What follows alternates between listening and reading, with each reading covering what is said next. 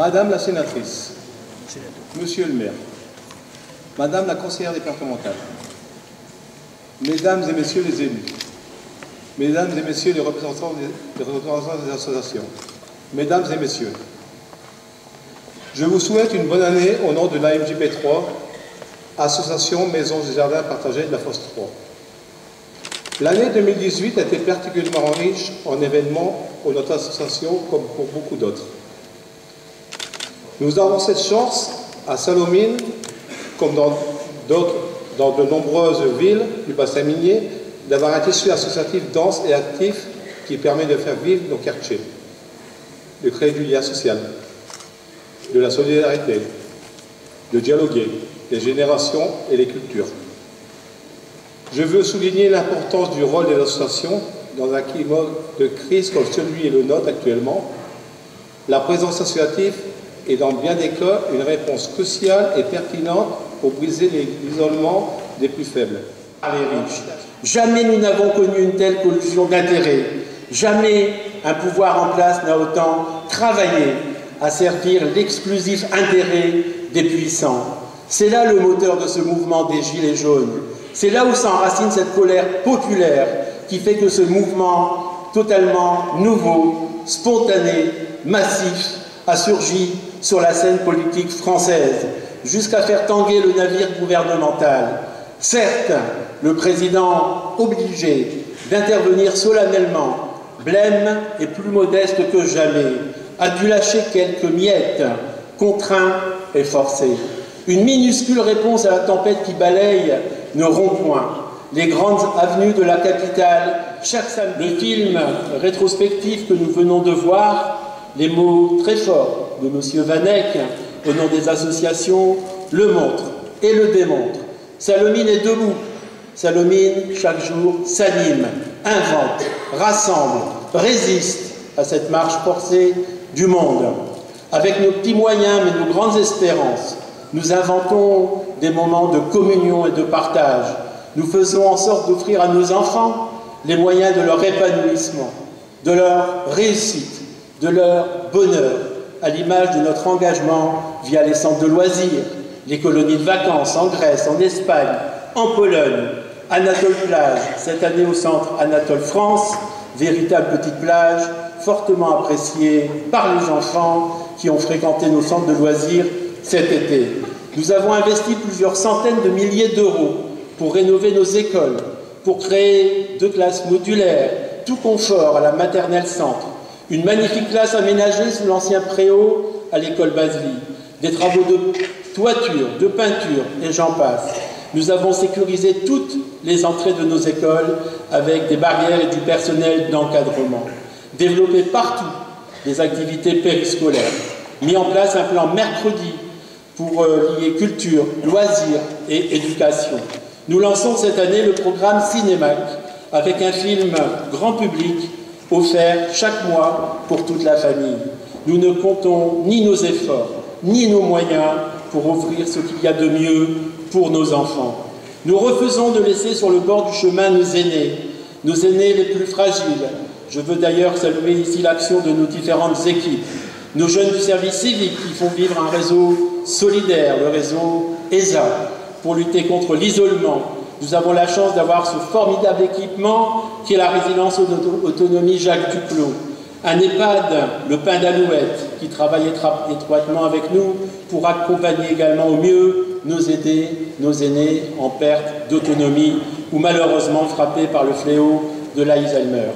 Demain verra le jour à la Fosse 3, face à l'école Basely, un équipement de haute qualité avec des appartements indépendants et une surveillance 24 heures sur 24 pour nos aînés, plus tout à fait autonomes, mais capables d'assumer une forme d'indépendance. Nous nous sommes également mobilisés très fortement sur les questions de santé.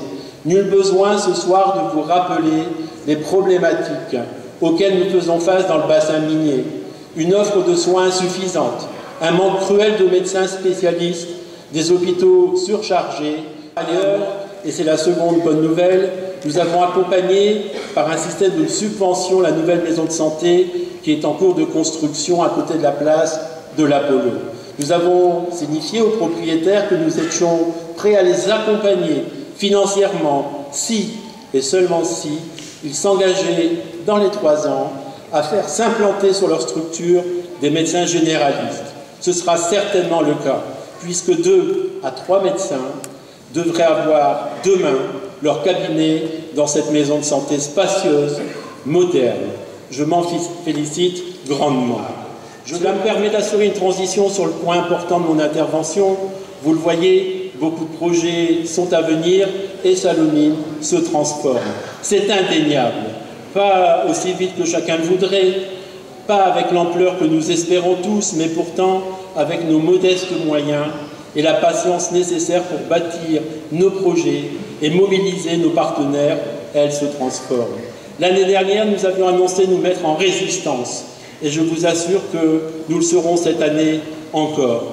L'objectif était d'annoncer la couleur et de dire notre refus de la fatalité, notre refus de voir les services publics disparaître, de voir que trop souvent nos familles sont logées dans d'intolérables conditions, que l'État ne nous accompagne pas comme il faudrait et il met en danger l'intégrité de ce territoire.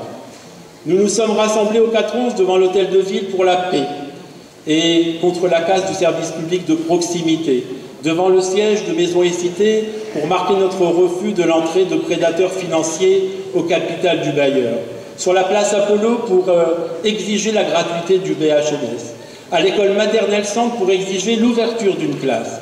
Bref, nous voulions signifier à qui de droit que nous ne courbons pas l'échine.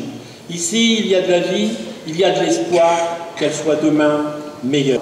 Alors oui, je le disais, l'envie d'avoir envie un autre monde, une autre société, un nouvel ordre social, d'une nouvelle époque, prospère humainement, l'envie d'avoir envie de construire de grandes et belles choses ensemble, les contours d'un futur prometteur pour nos enfants, les contours d'un futur riche de promesses, capable de porter l'humanité vers les étoiles.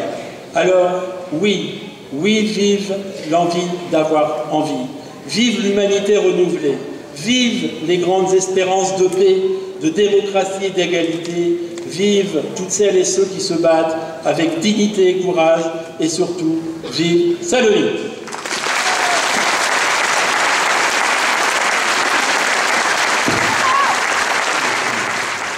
Très vite, tu es propulsé, conseillère régionale à la région, où tes collègues de droite, comme des autres groupes de gauche, y compris le grand Daniel Percheron, qui avait des étoiles dans les yeux quand il te croisait dans les couloirs, reconnaissaient tes qualités, ton assiduité, ton obstination.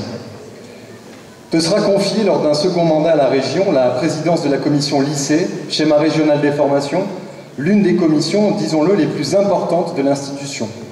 Tu seras notamment très sensible au devenir des lycées professionnels, dont le lycée La Peuplerée, et tu joueras un rôle de premier plan pour sauver le lycée Henvic de Liévin.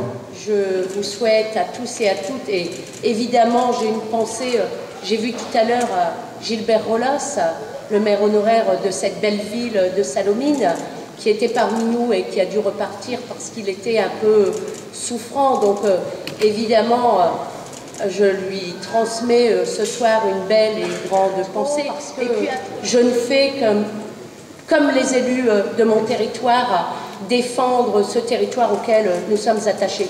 Et je vous souhaite donc à tous et à toutes l'envie d'avoir envie.